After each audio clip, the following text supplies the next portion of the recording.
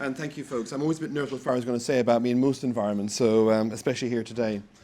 So very good morning. So today I'm going to talk a bit about London, which is a city I've lived in for 28, 29 years, and I've grown to love and enjoy. And again, a city I've watched flourish and grow over the last almost 3 decades. And this is about what's hot in London.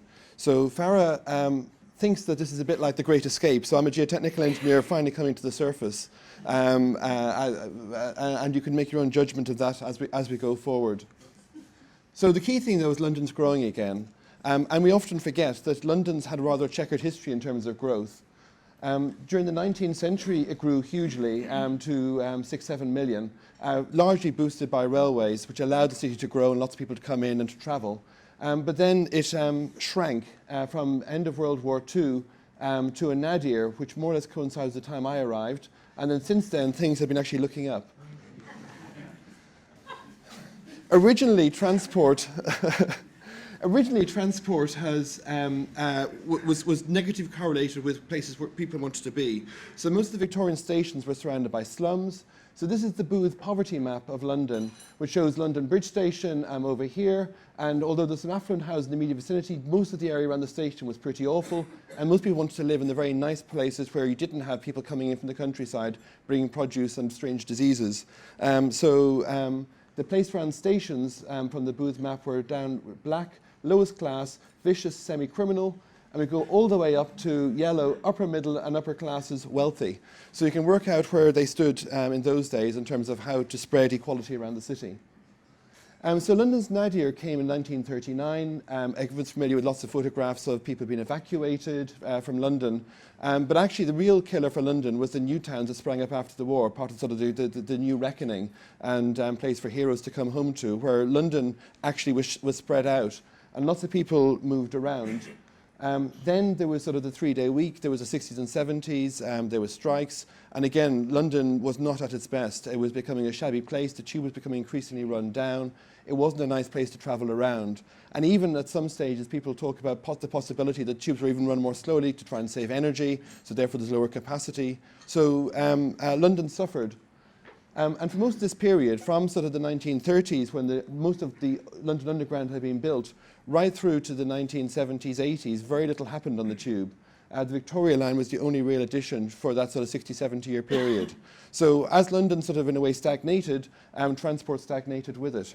Since, though, there's been a huge range of new schemes. So Docklands has been opened up by the Docklands Light Railway. Wimbledon has become sexy with Tramlink. The Overground has been a huge success, I think far more interesting and varied and brought new parts of London to life better than anyone thought it would do. The arrival of High Speed 1 into St Pancras again has transformed a number of stations along the route, not least Stratford and the Olympic Park, where the Olympics was a direct corollary of that transport improvement. The Jubilee line got off to a sort of a juddering start, but actually is now at full capacity and is working very, very well. And you can't really imagine travelling around London without the Jubilee line working properly. And again, King's Cross has recently reopened as a phenomenal new station in London. So lots of places have changed hugely.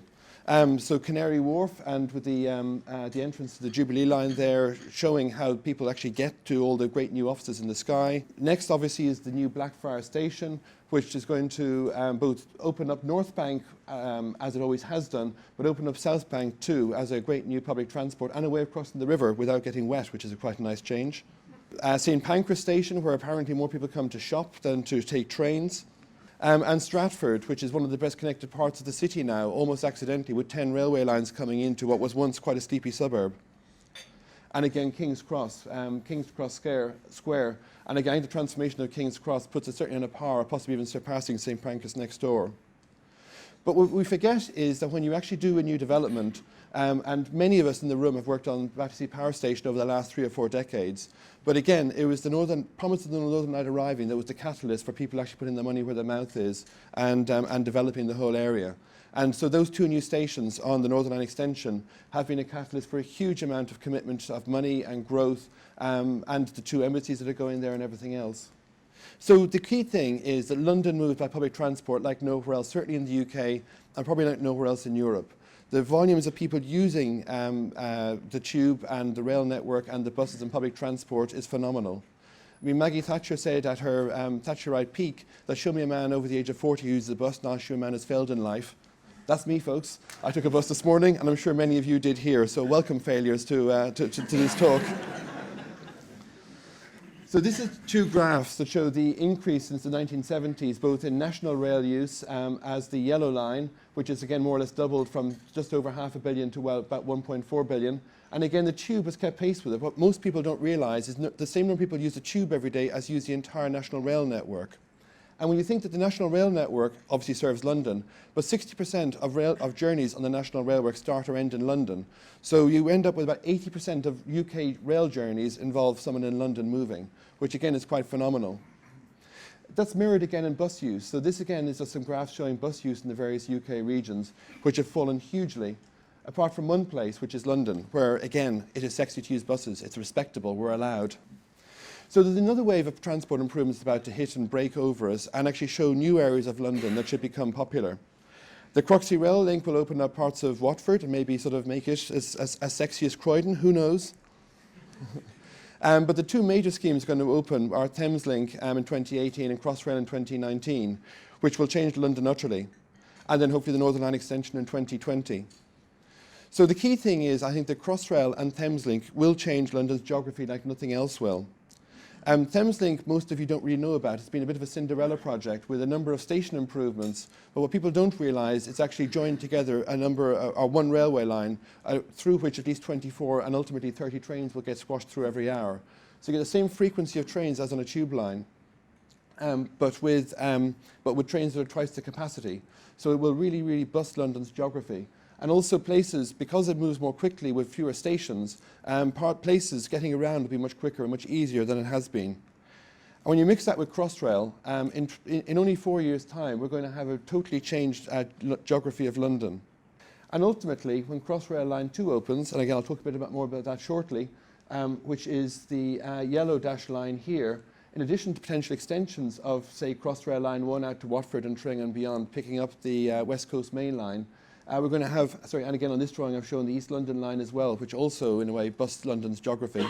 And we're going to have a totally new network and ways of moving to new places.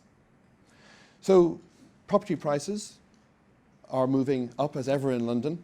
We're all, I think probably most of us are victims here of both the good bits and bad bits of London's property market.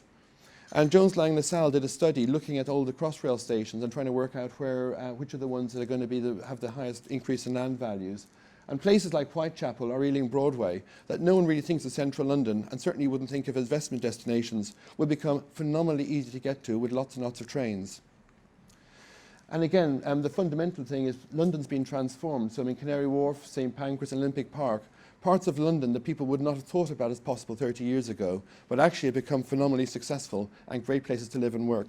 So what's next? The next thing hitting after the next phase of improvements is High Speed 2. And this map shows some of the reasons why High Speed 2 is needed.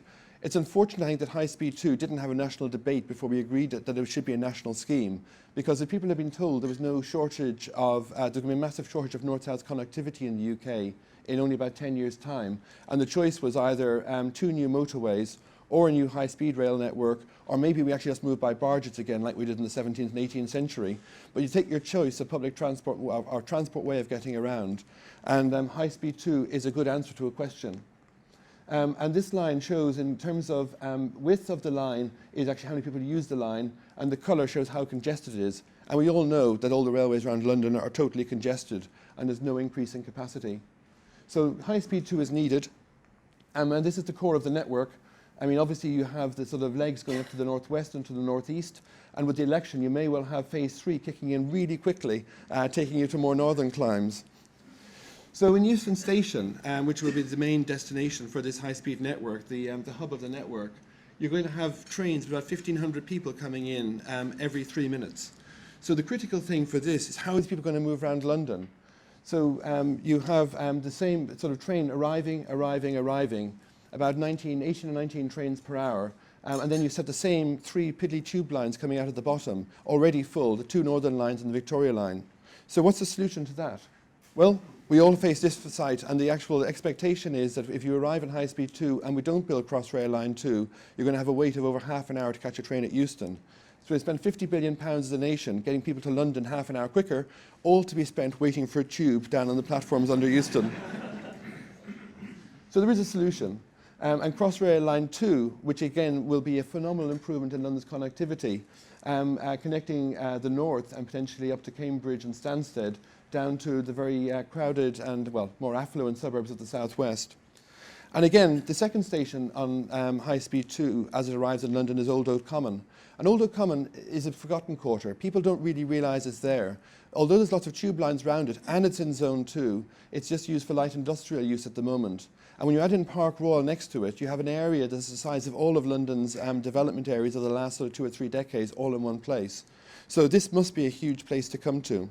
This next slide sort of shows the High Speed 2 station, the Great Western Main Line and Crossrail station here, and potentially a loop very like this might actually take the Crossrail trains up to Watford and Tring and the West Coast Main Line and beyond. So this will be a phenomenal public transport hub, which will be unrivaled. And again, the beauty of Wormwood Scrubs just to the south, which any of you who've got dogs may be aware of. The next thing is also London's next airport. The Davies Commission is due to report later on this year, and we're going to pick on which of the 2 main London airports. Heathrow and Gatwick are obviously battling it out for the right to build the next runway, but London probably needs more than that. It might need a runway in each place, so it'll be interesting to see what they say. But all these extra passengers will need more ways of getting around. So therefore, there will need to be a focus on how these people come into central London. I was talking about some of the great rail schemes coming up, and there are some great names, and Farrow was very tickled by these 2 names in particular, Rath and Goblin. This is Rath, which is the Western Rail access to Heathrow. This is Goblin over here, which is the Gospel Oak to Barking line extension coming around to Barking Riverside, which actually facilitates a huge increase in London's housing stock, which is important.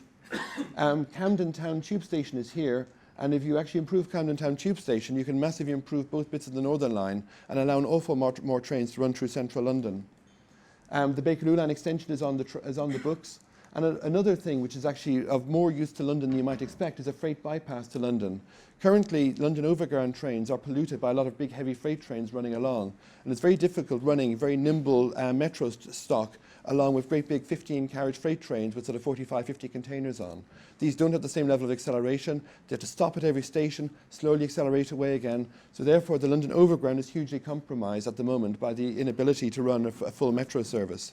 London's key issue, though, is housing. I mean, it is the key issue for politicians, it's the key issue for us as a construction industry.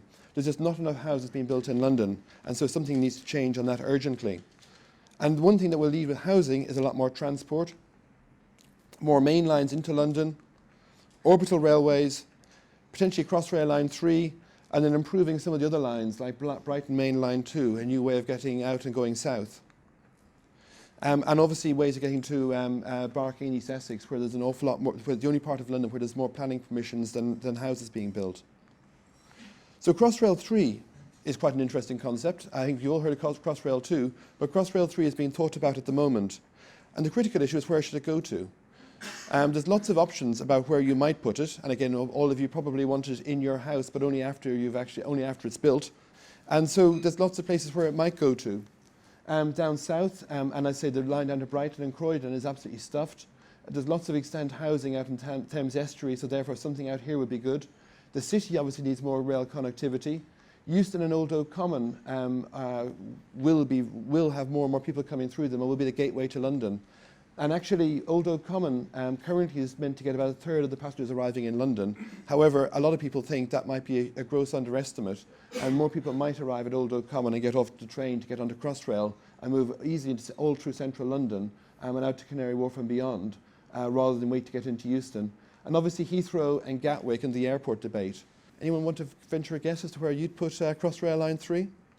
So again, Farah asked me to conclude the talk with actually where would I invest? And I'm obviously very wealthy, which is why I'm working here as an engineer. Therefore, you might not want to take my investment decisions lightly, and there's all the usual sort of warnings at the bottom. In 2 years' time, obviously, I think Crossrail and Thameslink will change large parts of London.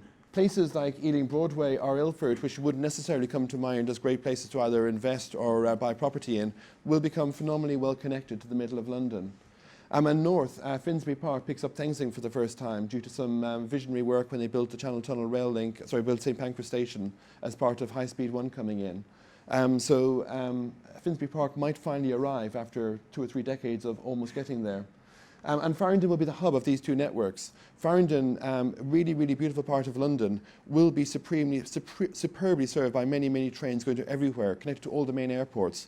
So I think Farringdon must be a huge place to actually invest and try and get office space. Going beyond that in 10 years, actually still quite easy, because provided High Speed 2 is built, which I think looks very likely, Old Oak Common and Euston will be the places to be in London. They will be really, really well connected to the rest of the UK, with trains coming both East Coast and West Coast main line and coming through, like I say, at very, very close intervals. And Euston, as a UK's domestic high-speed terminus, is right beside St Pancras, which is the UK's international high-speed terminus. And with more and more trains arriving from different destinations in St Pancras, the notion you just get a train to either Paris or Brussels will quickly become outmoded. And we'll be going to places all over Spain, Switzerland, Germany, Holland, Copenhagen. So there'll be lots of new destinations coming from St Pancras too. 30 years' time, I was then challenged when this is where actually, I hope I'm still around to see my money in 30 years' time. So that would be pretty key. But where will it be? I think future transport schemes in London will be housing driven. So we have a huge need for housing growth. We spoke about the increase in population. And so the critical thing is that housing will beget transport, will beget more housing, will beget more development. So it's very difficult to know now where it's going to be. But I think as planning policies in London emerge, and the GLA's report to 2050, I think, was a really good example of it.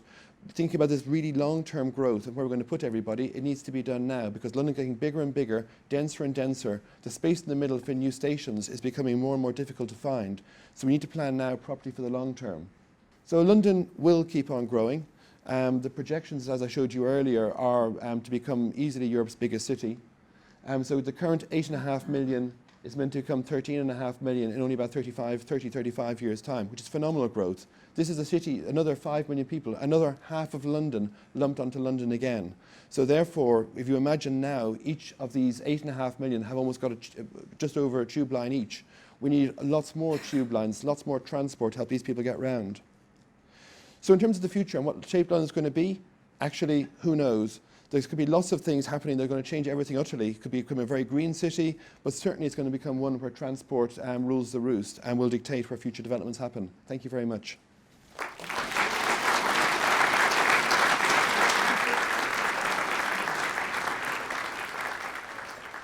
Right, any questions? Tim, do you think we would get the growth if we didn't build the railway lines or improve the airports? Interesting question, and I think you go back to sort of the paradigm of the 1930s to 60s, 70s, where London, I think, didn't grow, there was no new transport, and I think people want to live somewhere nice. So currently London is seen as a great world city, one of the top 2 or 3 world cities, arguably one of the very top world cities, but it's like that for the quality of life. And I think transport is one of the banes of most of our commute. I mean, most of us don't mind being right next to our fellow Londoners for an hour each way, each day. I think if that became more and more unpleasant and that involved lots of queuing on platforms, I think some of the people who come here, who create the wealth, might go to other places and London could wane again. So I think it's really important. We have higher expectations all the time, I think, of how things work. And I think if London forgets to invest in making London a nice place in all regards, in terms of reliability of all types of infrastructure, but transport especially, I think London's future could be slightly threatened. You haven't spoken about the Thames. Do you actually think that the waterways will also be incorporated in some way? Good question. I did mention barges from the north of England, so I mean, the Thames is phenomenal, and going on it is absolutely wonderful. Clearly, it's a very linear route, but therefore most railways are a very linear route as well. I think the Thames Clippers are really great. Whether you can get the volume of people you get onto a rail network, I'm not quite sure. So each Thames Clipper is, what, a couple of hundred people, and because of the mooring, you can get no more than a boat every maybe 10 minutes. So I think that it is great, but I think, well, there's just, London's people are too many. The number of people, the demand for travel is so high. But I think as a way of getting around, it's great. It shouldn't be neglected, as the slide here shows. I agree with I think it'll become probably more of or remain probably more of a tourist destination than a personal belief. What do you think? I think it's still not undeveloped. Because if you look at other cities, I mean, I just know from Sydney, for example, that's used all the time, frequently. There are a lot of ferries going back and forth. And you can't really see anything when you actually stand next to the Thames. Yeah. Really people going from one to the other stop. So I think there could be some potential actually going from east to west. Sydney Harbour is delicious, but I mean you have many more routes across it, and also the rail network in Sydney lets Sydney down quite a lot. So you either drive by car, or the ferry is a very nice alternative to driving. I think if they get their act together and build a metro, a decent rail network, they might give London more of a run for its money. Some form of private investment is often the trigger for transport. How can we make that quicker? How do you think we can make that happen easier? Because we talk about it for a long time, yeah. And eventually it happens. So how do you make it happen so you get these projects going quicker? Well, I think Battersea Power Station and the North Line extension, so the whole Battersea area, I think is really interesting. So you're quite right. I mean, the catalyst for this needs to be some public investment. I mean, London's underground, the three main lines of London Underground were built in 1904 to 1906 by an American investor called Yerkes, who ripped off American investors who lost all their money. Likewise, the Channel Tunnel was built by a lot of French investors who lost all their money. So private investment in public transport per se, to create something from scratch, I think without a public sector assistance, I think is brave. I think if there's a joint venture sort of between public sector and private sector, I think it can work. So I mean, hopefully Northern Line Extension will be fully paid for by sort of the SAIL and other local grants in Battersea, and the amount of investment that the confidence has arrived in Battersea based on having the railway coming in has shown. But I think the state's got to be the first actor in a way on public transport. It's too expensive nowadays to do big public transport entirely. It's slightly different again if you look at a station site locally, which can be massively improved by somebody building a development next door. Yes, that's easy. That's an obvious sort of partnership. But I think there needs to be a vision to make sure, should be public sector led. And also, if you think that the UK state spends over £600 billion a year, so one of the realisations which actually gave the state the confidence to go ahead with Crossrail was that High Speed 1 wasn't that painful in the public purse. It was less than £2 billion investment, which is 0.3% of public investment. If you look at these big projects, which have a very long life, so High Speed 2 will be spent over 20 years. So the 50 billion becomes about £2.5 billion a year, which is 0.3% of public revenue, to build a transformational railway that hugely increases opportunity for people all over the country. If you go to South Wales and look at the valley lines, people have tried to bring development into the valleys north of Cardiff and have failed for decades. But the electrification of the valley lines has brought confidence, so people in the valleys can actually move into Cardiff really easily. So therefore, I think it's been, again, transformative. But I think there needs to be a sort of a public sector lead, but clearly there needs to be benefits. And I mean, Canary Wharf's been a good example where they have fostered 2 major railway lines to go there. But again, with a public-private. So my personal belief is that I think there needs to be a vision, and I think the vision and a state commitment then bring the revenue. Battersea has floundered for 2 or 3 decades without having the commitment of a proper connectivity to the network. So personally, I think the state needs to lead, but then hopefully, and London is vibrant enough, I think private will follow. What do you think? I've obviously gone into an organisation that run the first 20 years ago, and that debate was going around from some. And it often seems that when the private sector puts a little bit of investment, take Jubilee Extension, it just seems that little bit that almost embarrasses governments to say, okay, we'll match or get on with the schemes. That's the point of it. So. You're right. I mean, governments. Is anyone here from government? have a tendency not necessarily to be brave and press the button, and to keep on sort of studying something becomes easier than actually committing to actually build it. And there needs to be a catalyst for building it. And I think, I mean, for instance, just over 5 years ago, when the coalition came in and Crossrail was on the blocks, it was ready to roll. But actually, there was quite a brave political decision in the middle of a recession when public finances were under threat to say, yes, we're going to spend £15 billion on that railway. And I think if Canary Wharf hadn't started building a large hole in East London that was going to act as a monument to government ineptitude if they didn't go ahead with it, I'm not sure it would have been quite as brave. So getting that sort of catalyst moment to make sure that, as you say, that the projects come off the blocks and stop being studies and become real projects, I think is interesting. And again, I mean, if we do build high speed too, there is that burning bridge moment, because the nation will run out of north-south capacity. And then there's also one for Crossrail Line 2, because actually we don't particularly want to have people waiting in Euston in a mass of people, or having to walk down Gower Street as the only way to get into central London. Just wondering if you're considering real high-speed trains, like these megalith trains in Japan that travel 6 million kilometres an hour. Is Crossrail 3 going to be something like this, maybe? Interesting question. I mean, high speed 2, one might imagine, should be very high speed, but this island isn't that big. So to some extent, again, I like sort of fun bits of new kit and whatever else, and we all like to have really, really high speed railways and a sense of pride. But I mean, I think the Eglinton report said that the critical thing on our transport network was you should be able to do business in another part of the country and get back in the same day. And with full high-speed trains going at sort of 300 or 400 kilometres an hour by conventional technology, you can get to Scotland and do business in a day. So at the moment, the train to Scotland is about 4.5 hours. So if you're going to do business in Glasgow or Edinburgh, you probably need to sort of stay overnight.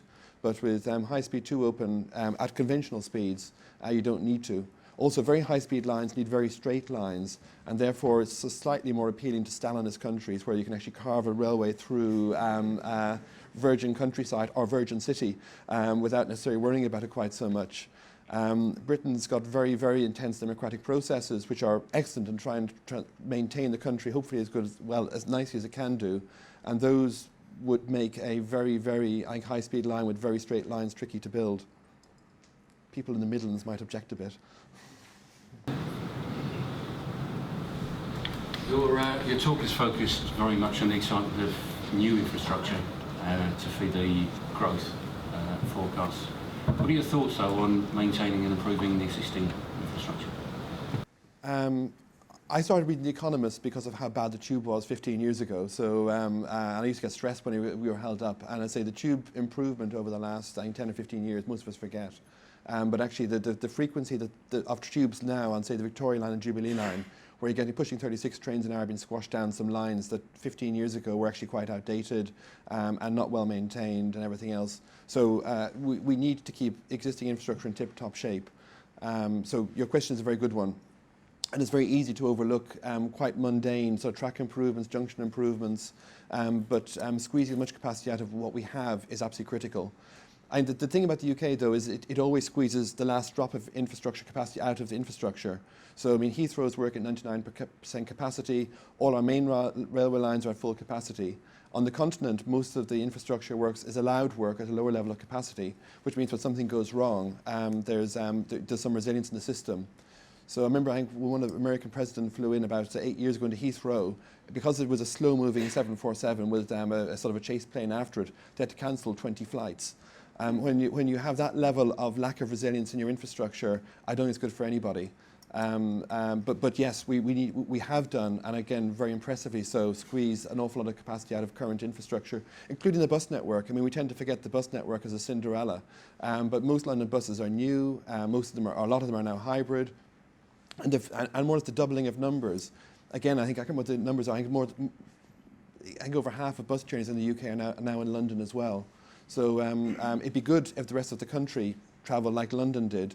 And one of the complaints is that London gets more subsidy per head for public transport than the rest does. But actually, we travel by public transport vastly more. So the subsidy per journey in London is much lower than the rest of the country. But your thesis, I agree with entirely, is we have to maintain and upgrade infrastructure. And in a way, actually only build something shiny and new when you need to. I would like first to say that all the Arup talks are very interesting. Tim's talk was very interesting because it points into the future, and the future of London, and not only of London, actually in the whole of Britain. The transport is a big issue in London, and we have to somehow battle these issues, and as he said, over the next couple of years, decades. And I think he brought very well thought through ideas and approaches, how actually we could improve the system, not only in London, but also in Great Britain. And it was interesting to see that that was linked actually then also to housing, investment, real estate, and so on. So I think it was a very good talk. I enjoyed it very much. It's my first breakfast talk, and I really enjoyed it, that there are so many people coming together underneath our new cocoon. And regarding the talk, it was very interesting to get to know what is going on in the network infrastructure of how the railway works in the future. And I guess, yeah, from my point, maybe I wasn't that much interested in where I invest my money. It's more interested in how I get from A to B in the future. And yeah, from that point it was quite interesting, so what's going on, and that we get more airports together. And the only question I would have is, how about the well-being of all the commuters, if there will pop up a lot of construction sites, improving rail speed systems and so on. So that would have been my question to Tim. Well, it's actually really interesting for me to see Tim's talk, because I've actually recently just moved back to London from living in California for 6 years. And obviously this was a perfect talk to understand the bigger picture of what London has in store for the future. Obviously there's a lot more space out in California, and I think the challenge here in London is obviously space and a growing population at the same time. So obviously California and a lot of the other parts of the world have a lot to learn from the history that London has, and obviously continues to want to be a global city. I really enjoyed it, specifically because I'm quite fascinated by urban infrastructure and also commuter hubs. I'm very interested in how, commuter journeys can be made less stressful through the use of ambient environments like lighting and sound, and so I found that very interesting. And also, I'm a big fan of traveling above ground, quite honestly. But I think, again, if we can create those more interesting experiences in the infrastructure of underground travel, I think there's a lot of potential there. So that's really what was going through my mind. I thought it was brilliant. It's very difficult to get that much information into such a short space of time. So it's very high level, but it touched a lot of subjects. And just as you were thinking of the questions on that subject he was talking about, he would cleverly move on to the next subject, which is a very good marketing tool, in fact, because it will mean we'll call him later and come and see him and discuss that in more detail. So that was brilliant, I thought. Also living in London, to see that sort of overview you rarely see. You probably read parts of that in the papers and the press, etc. You see bits of it, but you don't see it all knitted together. And the next 10 years, 20 years, 30 years, I thought was excellent. So yeah, clearly he's done this before. So no, I found it very interesting.